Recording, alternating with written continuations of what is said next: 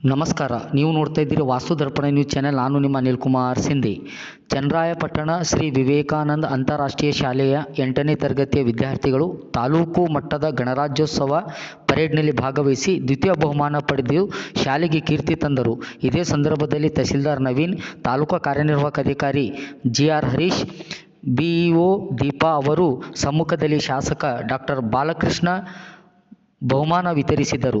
ಈ ಸಾಧನೆ ಕಾರಣವರಾದ ನಮ್ಮ PU ಶಿಕ್ಷಕರಾದ ರಾಘವೇಂದ್ರ, BK ಗಣೇಶ್ ಮತ್ತು ಪ್ರೇಮಿಳಾ ಅವರ ಸಮರ್ಪಿತ ಪ್ರಯತ್ನ ಮತ್ತು ಮಾರ್ಗದರ್ಶನಕ್ಕಾಗಿ ವಿಶೇಷ ಧನ್ಯವಾದಗಳನ್ನು ವಿಶ್ವನಾಥ್ ಕೊಳಿವಾಡ್ ತಿಳಿಸಿದರು. ವಿವೇಕಾನಂದ ಶಾಲೆಯ ವಿದ್ಯಾರ್ಥಿಗಳು ಪರವಾಗಿ ನಮ್ಮ ಪರೇಡ್ ಗ್ರೂಪ್ ಮುಖ್ಯಸ್ಥರಾದ ಅತಿಥಿಯವರು ಹಾಗೂ ಸಂಯೋಜಕರಾದ ಶ್ರೀ ಮಂಜುನಾಥ್ BK ಅವರು ಬಹುಮಾನವನ್ನು ಸ್ವೀಕರಿಸಿದರು.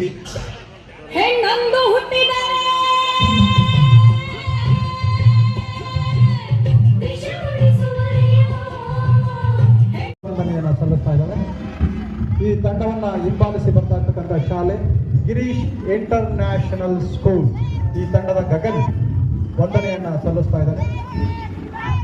ಈ ತಂಡವನ್ನು ಹಿಂಬಾಲಿಸಿ ಸ್ವಾಮಿ ವಿವೇಕಾನಂದ ವಿದ್ಯಾಸಂಸ್ಥೆ ಈ ತಂಡದ ನಾಯಕಿ ಪುರಸಭೆ, KDP ಹಾಗೂ ವಿವಿಧ ಸಮಿತಿಗಳೆಲ್ಲ ಗೌರವಾನ್ವಿತ ಎಲ್ಲ ಸದಸ್ಯರುಗಳೇ, ಈ ಒಂದು ಕಾರ್ಯಕ್ರಮವನ್ನು ಯಶಸ್ವಿಗೊಳಿಸಲಿಕ್ಕೆ ಎಲ್ಲ ಶಾಲೆಗಳಿಂದ ಜಾರಿಗೊಂಡಂತ ಒಂದು ವಿಶೇಷವಾದಂತಹ ದಿವಸ.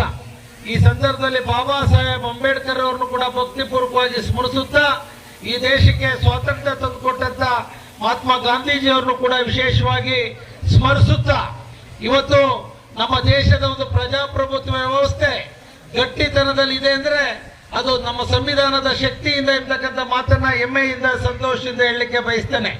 ಇವತ್ತು ನಮ್ಮ ದೇಶ 1947 ಆಗಸ್ಟ್ 15 ಸ್ವಾತಂತ್ರ್ಯ ನಂತರ ಈ ದೇಶಕ್ಕೆ ಒಂದು ಸಂವಿಧಾನವನ್ನ ರಚನೆ ಮಾಡಿ ಬಾಬು ರಾಜೇಂದ್ರ ಪ್ರಸಾದ್ ಅವರು ರಾಷ್ಟ್ರಪತಿಗಳಿದ್ದಂತಹ ದಿನಗಳು, ಜವಾಹರ್ಲಾಲ್ ನೆಹರು ಅವರು ಪ್ರಧಾನಮಂತ್ರಿಗಳು, ಗೃಹ ಸಚಿವರು ಸರ್ದಾರ್ ವಲ್ಲಭಭಾಯಿ ಪಟೇಲ್ ರವರು ಉಪರಾಷ್ಟ್ರಪತಿಗಳ ಸಮ್ಮುಖದಲ್ಲಿ ಇವತ್ತು ಬಾಬಾ ಸಾಹೇಬ್ ಅಂಬೇಡ್ಕರ್ ಅವರು ಈ ಸಂವಿಧಾನವನ್ನ ರಾಷ್ಟ್ರಪತಿಗಳಿಗೆ ನೀಡುವುದರ ಮೂಲಕ ಜಾರಿಯಾದಂತ ಒಂದು ದಿವಸ, ಇವತ್ತು ಶುಭ ದಿವಸ ಅಂತ ನಾನು ಈ ಸಂದರ್ಭದಲ್ಲಿ ಹೇಳಲಿಕ್ಕೆ ಬಯಸ್ತೇನೆ.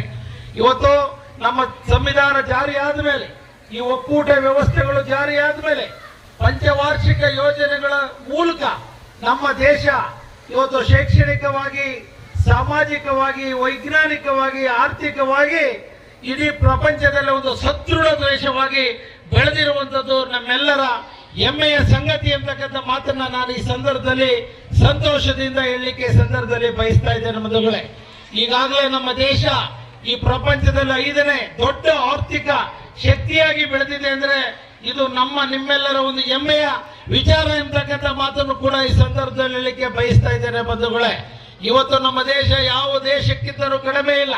ಇವತ್ತು ಬೇರೆ ದೇಶಗಳು ಕಷ್ಟಕ್ಕೆ ಇಳಿದಂತ ಸಂದರ್ಭದಲ್ಲಿ ಇವತ್ತು ಅಭಯ ಹಸ್ತವನ್ನ ನೀಡಿ, ಸಹಕಾರವನ್ನ ನೀಡಿ, ನಿಮ್ಮೊಂದಿಗೆ ನಾವು